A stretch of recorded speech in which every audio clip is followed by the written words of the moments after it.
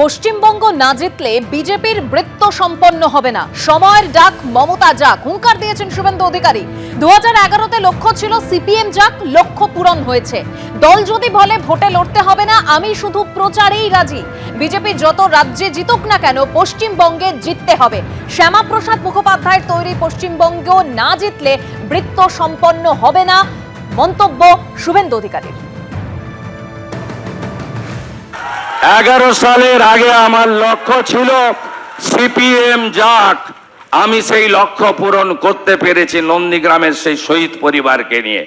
আজকের আমার commitment, party যদি বলে যে তুমি লড়বে না, শুধু প্রচার করো, সেটা করতেও আমি রাজি আছি।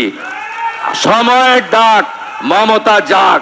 আর বিজেপি 20-25 যত রাজ্যে জিতুক না কেন, বাঙালির তৈরি করা ডক্টর শ্যামাপ্রসাদ মুখার্জির বাংলা যদি না যেতে, বিজেপির যে বৃত্ত সম্পূর্ণ হতে পারে না।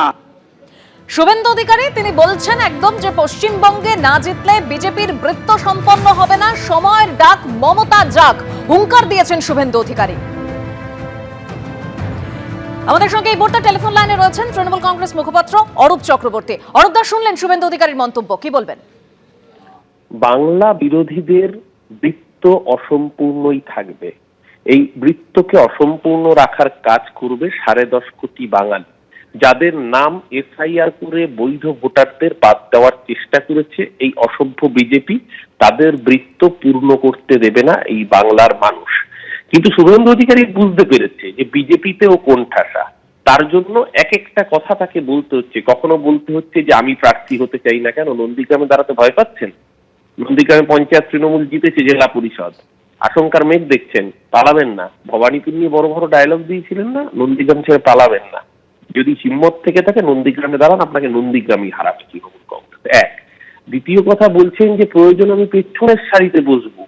কেন? এতদিন সামনে বিজেপির মুখ হয়েছিলেন, এখন বুঝতে পেরেছেন 18 থেকে 12 আপনার মুখ যত দেখেছে বাংলার মানুষ, তত বেশি করে বিজেপিকে প্রত্যাখ্যান করেছে। যত মমতা ব্যানার্জিকে গালিগালাজ করেছেন, যত অসভ্য ভাষা প্রয়োগ করেছেন, তত বাংলার মানুষ বিজেপির থেকে আরো বেশি করে দূরে সরে গেছে শুভেন্দু অধিকারীর মুখকে সামনে দেখে। ধন্যবাদ অরূপ দা।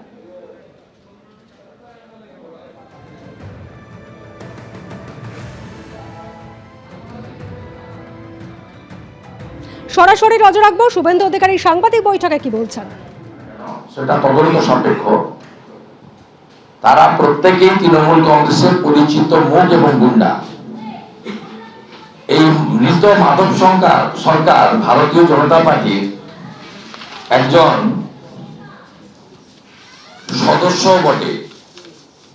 শুধু সদস্য নয়, তিনি ওখানকার মন্ডলের যুব মোর্চার ভাইস প্রেসিডেন্ট এই মাধব সরকার, এবং ভারতীয় জনতা পার্টির যে সদস্যতা অভিযান হয়েছে, সেই সদস্যতা অভিযানে 30 সেপ্টেম্বর 2024 তিনি পার্টির মেম্বারশিপ নিয়েছেন। মেম্বারশিপ নম্বর হচ্ছে 7067615740। এবং আমাদের যে মন্ডল যুব মোর্চা রয়েছে তার তিনি সহ সভাপতি। গতকাল ঠাকুরনগরে মতুয়া বাড়িতে ধুমধুমার পরিস্থিতি তৈরি হয়, আর সেই ঘটনায় একজনকে গ্রেপ্তার করা হয়েছে। মমতা ঠাকুর অনুগামীর অভিযোগের ভিত্তিতে গ্রেপ্তার করা হয়েছে বরুণ বিশ্বাসকে। আরো বিস্তারিত তথ্য আমরা জানবো আমাদের প্রতিনিধি সমীরণ পালের কাছ থেকে। সমীরণ। দেবস্মিতা, বরুণ বিশ্বাস এফআইআর এর নাম থাকা বরুণ বিশ্বাসকে গ্রেপ্তার করা হয়েছে। মোট 13 জনের নামে এফআইআর করা হয়। 1 নম্বরে রয়েছে কেন্দ্রীয় জাহাজ প্রতিমন্ত্রী তথা বনগাঁর বিজেপি সাংসদ শান্তনু ঠাকুর। 2 নম্বরে বনগাঁ সাংগঠনিক জেলা বিজেপি সভাপতি বিকাশ ঘোষ।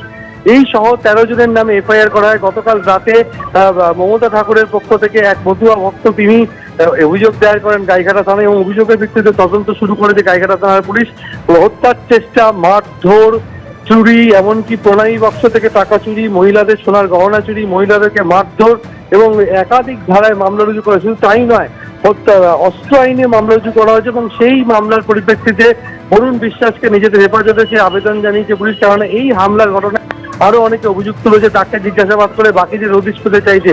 এবং যেটা মমতা ঠাকুরের পক্ষ থেকে মতুয়া যে অভিযোগ করেছে, গতকাল শান্তনু ঠাকুরের যে মতুয়া ভোটাধিকার সম্পর্কে যে মন্তব্য, তার প্রতিবাদ জানিয়ে শান্তনু ঠাকুরের বাড়ির সামনে বিক্ষোভ দেখাতে যাচ্ছিল, সেই সময় তাদের ব্যানার কেড়ে নেওয়া হয়, তাদেরকে মারধর করা হয়, মাটিতে ফেলে নান্টু গোসাইকে কিলচর ঘুষি লাথি মারা হয় এবং তখন তাকে উদ্ধার করে নিয়ে যাওয়া হয় বনগাঁ জীবন রতন দল মহকুমা হাসপাতালে, সেখানে তিনি আশঙ্কাজনক অবস্থায় ভর্তি রয়েছেন। এই ঘটনা থেকে 10 জন জখম হয়েছিল বলে জানিয়েছিলেন মমতা ঠাকুর। শুধু তাই না, মহিলাদেরকে কটূক্তি মারধরের পর্যন্ত ঘটনা ঘটে।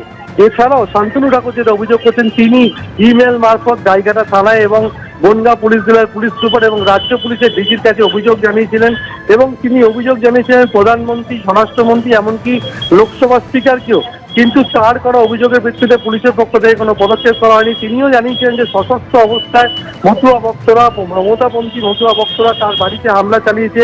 তিনি একজন কেন্দ্রীয় জাহাজ প্রতিবন্ধী, তার নিরাপত্তা বিঘ্নিত হওয়ার কারণে মতুয়া ভক্তরা তাদেরকে প্রতিরোধ করেছিল, কিন্তু তাদেরও বেশ কয়েকজনকে মারধর করা হয়। এই মর্মে অভিযোগ দায়ের করা হলেও পুলিশের পক্ষ থেকে কোনো পদক্ষেপ নেওয়া হয়নি।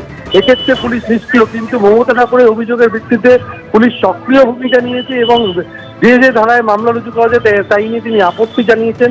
এবং এই ঘটনাকে কেন্দ্র করে রীতিমতো রাজনৈতিক চাপানোতর শুরু হয়েছে এবং মতুয়া ধামে তৃণমূল বিজেপি চাপানোতর শুরু হয়েছে গতকাল থেকে। আজও এই মতুয়া ধামের পরিস্থিতি যথেষ্ট থমথমে রয়েছে।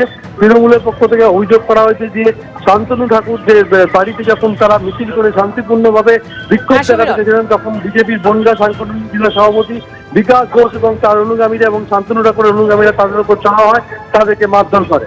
দেবস্মিতা। ধন্যবাদ সমীরণ। গতকাল যে পরিস্থিতি তৈরি হয়েছিল একেবারে সেই ছবি আরো একবার আপনাদের সামনে।